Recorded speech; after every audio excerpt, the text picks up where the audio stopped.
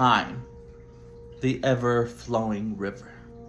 Come with us now to a time before man, and the river flowed through a newborn world, where giants walked the earth. Welcome to Jurassic Park.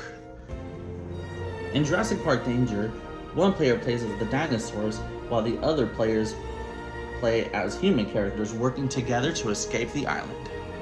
It's one versus all in this game, and it is by far one of my favorites game. I will always be having this, so if you're lucky enough to be hanging out at a game night or something with me, I will definitely be having this with me at all times. So, in this one versus all game, the one player controls 3 dinosaurs, working to take out 3 characters to win the game. Your deck of 10 cards will give you movements or actions to do for those movements, and each dinosaur has a special action token or like a special effect. You cannot do the same dinosaur special action 2 turns in a row, and you cannot move the same dinosaur twice in 1 turn. But you don't have to do a special action of a dinosaur that has moved. So if you want to effectively move the T-Rex and the Velociraptor, but use the Dilophosaurus special action, you're more than able to. You don't even have to use a special action. It will go into the rest pile or rest set aside area, and you could use like the Dilophosaurus attack the consecutive turn after. It's really fun. As the human players, you are working together to activate 3 locations from the movie and maybe accomplish your goal, or if you're starting with a goal, not to lose that goal. After all 3 have been activated with a special effect for each one time, then you are allowed to go to the helicopter and escape. Just like the dinosaurs, each human player or human character will have 10 cards in their deck. However, they start with their whole hand. You always start out with 10 cards. And if you ever run out of cards in your hand, you are eliminated. But there is a quick way to recover some of the cards using your discard pile. Or maybe some actions that were worthless don't just get wasted and they go back to your hand. We'll take a look at that more in a bit. First, we're going to set up the game. So each game technically really can be different. So you could have different games every time you play. I mean, sure, you're gonna hit maybe the same thing once in a while, but I mean, that's the fun of it. If you played Settlers of Catan, you'll kind of know the gist about it. It is a tile-placed game. So first you have your outer pieces of the game, which I will set up in a bit, and then you'll have the perimeter and the center pieces. And I know it might be a little hard to see in this bag, but we have these. So let's get it set up. Okay, so first things first, we have it set up. It is sort of like a little puzzle here. As I showed you, this was that one piece that I took out. You could see the letter D and the letter C. So when you do the whole water island outside with the water, you could always tell this part will always be the same. For the perimeter tiles, you separate those from the center tiles. Just give them a quick mix up and place them anywhere. Then the center, you pretty much do the same. And our start. Start will always be in the center. So when we flip this over, it'll give us the layout of our island of Isla Nublar. Now, I did get this game used, I think from eBay or Mercari, I don't remember. So it just kind of feels like my board like comes up a little bit, so it's not completely fat on the table. And you can kind of see here that some of the tiles kind of go under. So maybe I won't be playing with this every single time, although it is part of it, so it is cool.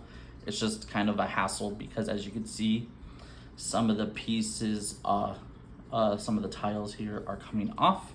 But let's just get this flipped over just to see what our example would be looking like. And yeah, I'll get this set up and let's see. Okay, so I got it all turned over. And as you can see, this is what it would look like. Now you have our start piece where all the characters will be starting at. And you'll always have your maintenance shed, control center, and the visitor center always at north, east, and west of the map. This will always be changed, as you know. So it just happens to be convenient that the T-Rex paddock is also going to be at the visitor center. I guess you get such a wow moment. These location tiles are going to be black and white. When a character gets over there, they have to roll the number rolled on them, which is going to be 5 or higher, and for a 6-sided die, basically a 5 or 6. But you are able to boost your rolls as well. We'll talk about that later. When you turn over and activate all 3 locations, then the helicopter arrives, waiting for you to get to the helicopter pad and escape with your life. Also, it just happens to be convenient that, well, not convenient, but all the dinosaur locations are going to be on the outside of the perimeter. And you'll also see the Triceratops and Brachiosaurus icons, but they're not used in this game. They're really just meant for a location if somebody wishes to view them. And it is part of your goal, depending on your character, to go and view those dinosaurs. But you also get your dinosaur movers for your 3. So you just put them on the starting locations. Every other player goes to the start. Now that we've taken a look at the map, let me get this set aside and let's look at some of the other stuff. Oh, actually, while we're still here. So on your map, you'll see some spots that are maybe, when you're moving from tiles, green to green. Those are obviously you are able to move. Cliffs, you have to climb through or climb over. Same thing with deactivated fences. But if you are required to climb at a spot like this where it's 2 of the same or the 2 different ones, you just have to climb in 1 move to successfully do it. 1 climb, 1 climb, 1 climb, 1 climb, but no climbs. When the fences are on, you place the little activated fence tile tokens on them, and that just prohibits the dinosaurs and characters from moving through those spaces. So you could climb with this over this, but you cannot climb through a cliff and an activated fence line. Now that is all the pieces of the map that I think matters. Let me get this set aside and show you some of their character mats. So for the dinosaur player, your deck will have the awesome logo on the back. 10 cards. Your cards will signify what movements your dinosaurs will take. And remember, each one has to be a different dinosaur in your movements. One of these will control all 3. However, you will only draw 3 cards at a time. Well, you'll have a starting hand of 3, but you'll be able to draw more when you have no more hand. When your deck runs out, take all the cards in your discard pile, shuffle, and you have a new deck for it. For the characters, I really love that they have like each of the main characters that stayed on the island. We have Dr. Grant, Donald DeGennaro, Dennis Nedry, or Lex and Tim, John Hammond, Ellie, Albert Muldoon, he's the MVP, Ian Malcolm, and Ray Arnold. So each person takes 1 other character, decks, and mats. Also, you can tell that these are all color coordinated for your tokens as well. Let's take a couple here. Let's take Best Friends, Sattler, and Grant. And let's take a look at how it would start out. I'm also going to add Donald Gennaro just to show you guys. So he starts out with his character goal. Each person has a little goal token that you have to have in order to escape on the helicopter. But there's a little remedy for that if you lose it. So, Donald Jr., you begin with his goal token. You discard the token if Donald Gennaro is attacked. So, you have some cards to escape the dinosaurs in your hand. If you're ever attacked, you lose the gold token. So if everything was activated and the helicopter was out, you could simply eliminate your own character. You would just discard everything, give your character token to the dinosaur player, but that does give him one of the 3 that they need to win. And you will get a new character from random, or if you want just pick. But the game rule say is random. And you'll use that character at the start of your next turn. This way you're not compelled to play as the one character if you're not able to win, which is a little cool. So just to show you that. Ellie has the one goal where she has to go to the Triceratops location to collect her gold token. You could do this at any point in the game, whether or not you activate the 3 locations. If you want to visit that first and get it, go for it. You would be technically closer, at least in this game, since the Triceratops token was there, to the helicopter. But you also need to work together to activate all locations. So it's probably best if you guys split up. So maybe you should put in a little work before you visit the Triceratops location, before you escape. Dr. Grant has a character goal to distract the T-Rex in order to get his gold token. And he'll have some cards. Let's take a look at those. So, this game is played in rounds. The dinosaur player chooses one of his 3 cards and places it face down on his mat. This is what the dinosaur mat looks like. The rest token for any one of the dinosaur actions is play a card will go here. Any cards that he uses will go in his discard pile, and this will be his draw deck. His dinosaur actions, he could move the Velociraptor, move up to 2 spaces in a straight line, so an extra movement, but it does not count as the movement. It does not count as this movement card on here. The T-Rex can attack one character twice, and the Dilophosaurus can attack one character in an adjacent space, unless they're already at the helicopter or an activated location that is safe. Dinosaur player will select one card from the 3 that he has, or whatever is in his hand, but at least for the first turn. He selects one card. The human players start with their whole hand.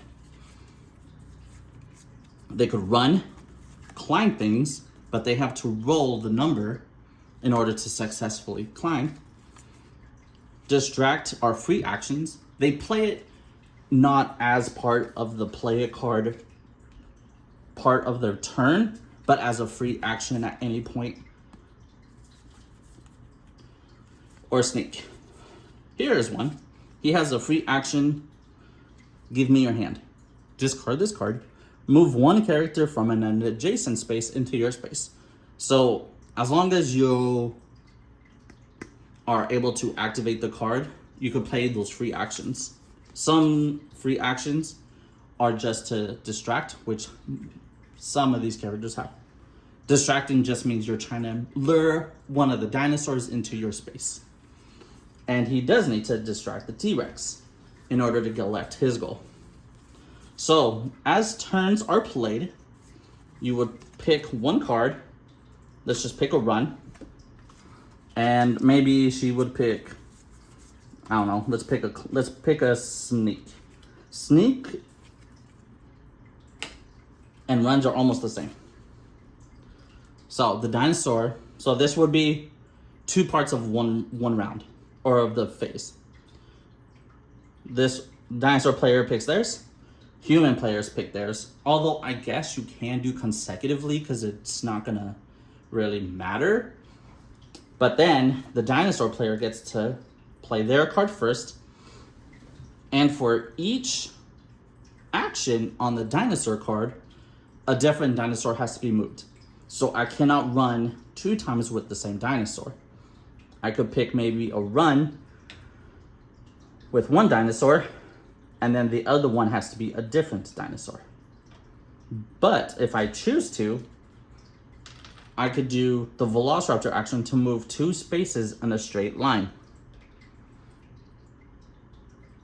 Or it could be 1, but it's just 2 in a straight line.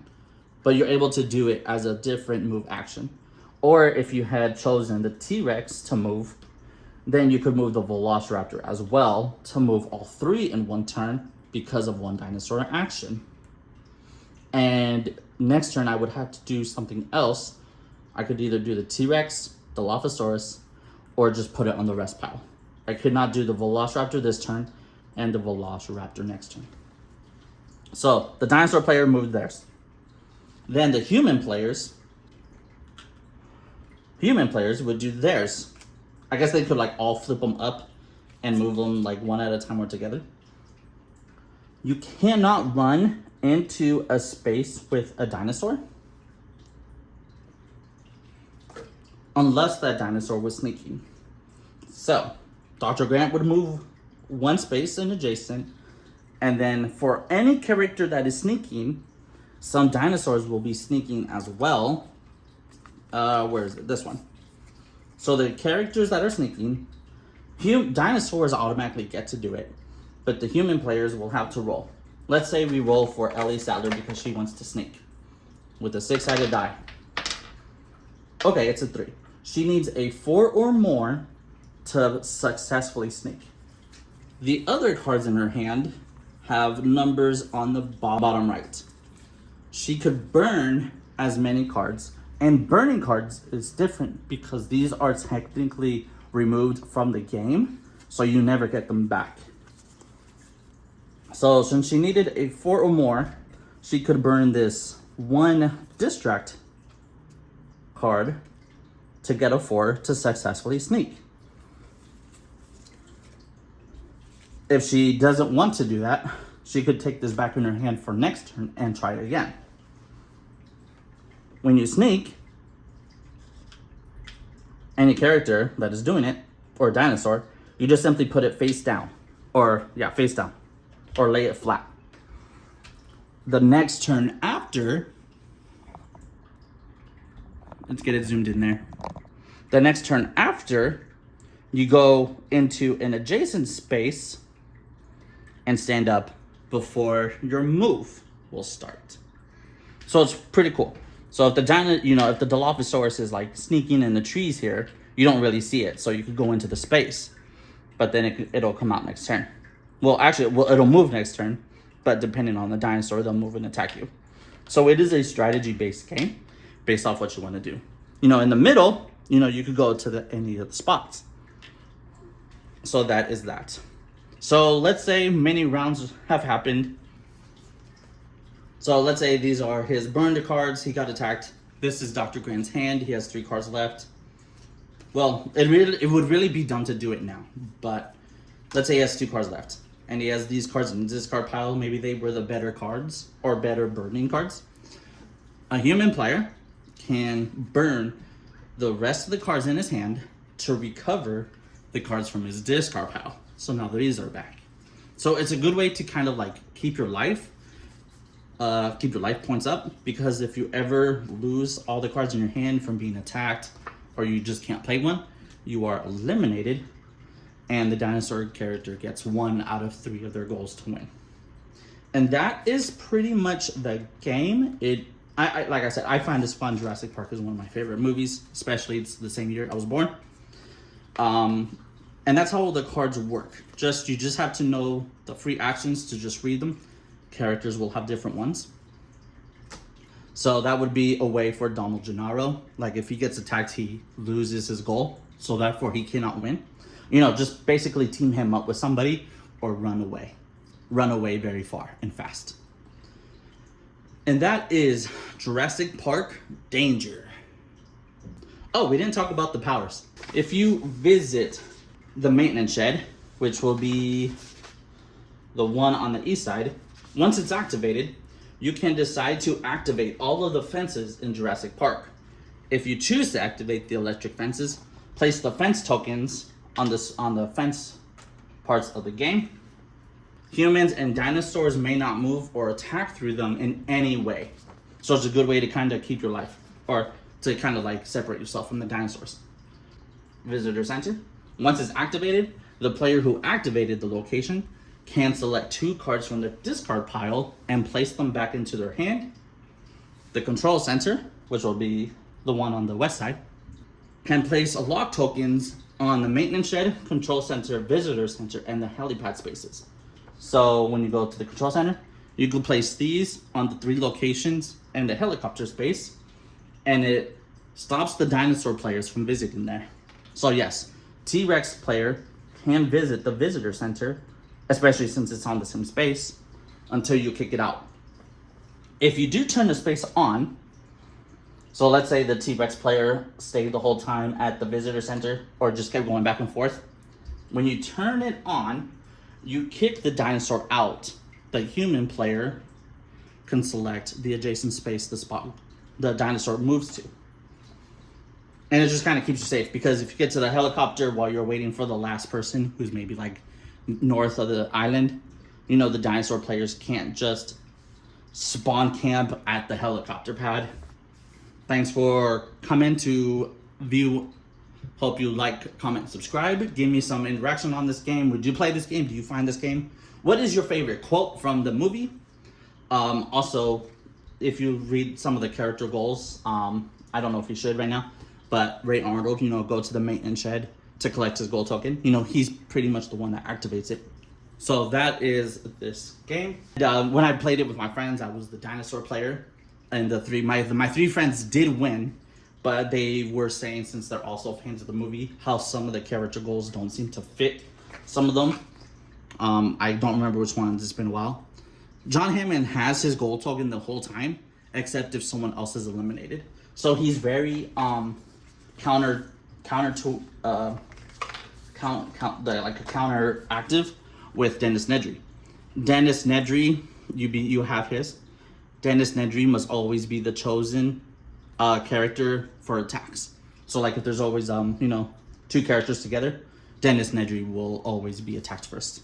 So therefore, if he's like in the John Hammond in the game, you know, there's a good chance Dennis Nedry will die.